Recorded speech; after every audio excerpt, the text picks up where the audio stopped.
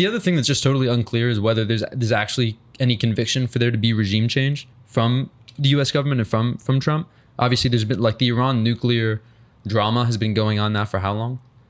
20, 30 years? Yeah, at least. And there's a really interesting, one of the first, there's a very interesting cyber attack that took place. It was basically a 0-day exploit with a virus that was being passed around on any Windows computer. Basically, it was continuously checking if Y2K. I'm using. It wasn't Y2K, but it was a really interesting 0-day attack from U.S. intelligence agencies where they basically said, if we come in contact with a certain type of turbine that's made by Siemens that we know that Iran has purchased, then just start to fuck with the turbine, like marginally, so no one notices. What was it called? This Cementech? I'll look up the exact name. But effectively, it was like the 0-day exploit that was on like over 50% of computers globally. I think that's right. Don't fact check me on this. I'm not on Tucker Carlson here. But basically, eventually it ended up really fucking with the Iranian nuclear enrichment facilities. And it was like a U.S. 0-day exploit from U.S. Intelligence agencies. So it's been going on for a long time. I guess that's sort of history. And then Saturday, when Aubrey was drunk and I was cooking, the United States government decided to send some very specialized targeted missiles that could go down, I believe it was 60 meters underneath the ground before detonating. Bunker busters, correct. In order to dismantle some of the nuclear apparatus that the Iranian government allegedly had or allegedly did not have, depending on who you listen to. Right. My favorite part about this was that they were like, we kept this so secret. We did such a good job of no one knowing. It was like, Matthew Pines told me on Twitter.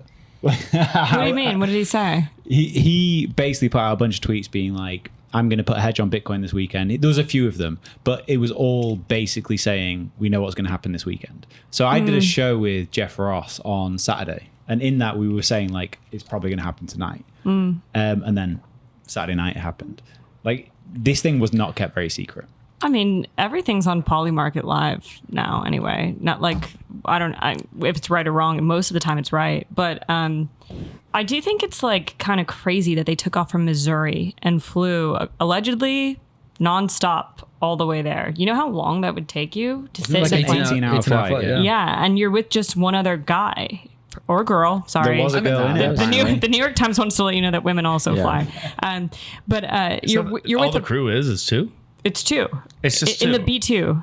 It's just two people. Well, I was thinking about like an entire plane on the way back, just like drinking, hooting, and hollering. Like we did it. They're just like no, there were several planes, There was but two in each plane. There were cigars smoked. Yeah, right. They're just like. I wonder if anyone went full Dr. Strangelove on the way down for those bunker busters. But no, I think I could spend 18 hours with anyone here. I think it was way more hours than that. You're like Good road trip buddies adrenaline here. up. Like the whole time you're like, oh, and you have to hit a target the size of a washing machine, and you're like, okay, we're going in, and we can't fuck it up. We can't fail. That's cool.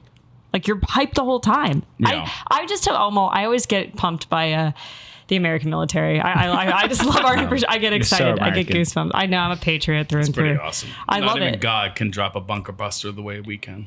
I know. It's just like we're so effective. Definitely not the Australians. I feel so protected. I'm English. You don't feel protected at all. We don't necessarily need to talk about the war in Of Iraq. course he then, does. but, yeah. We do it. Yeah, I guess. Not for long.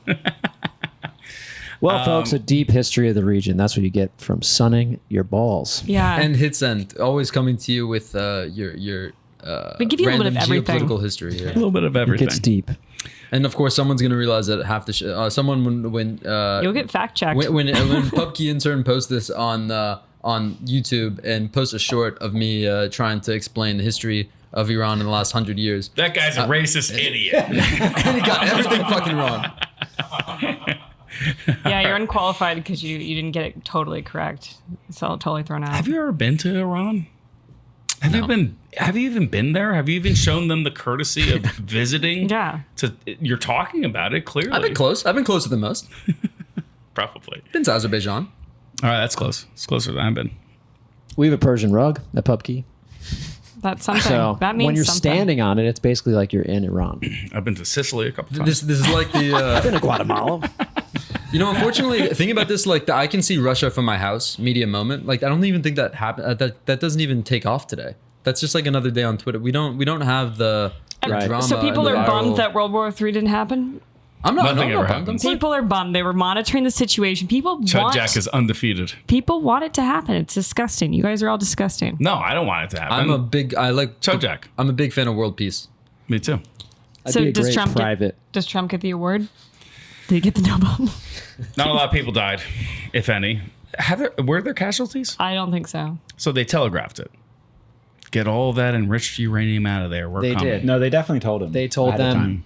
They told them to vacate. Then they bombed it, and then they'd be like, "Okay, now do one on us, and we'll get out." This is what I think is so stupid. It's the like Nimitz. the Nimitz is what they're they going to take told us out. before they were going to strike on us today. It's They're like, cheaper. we're going to let you know.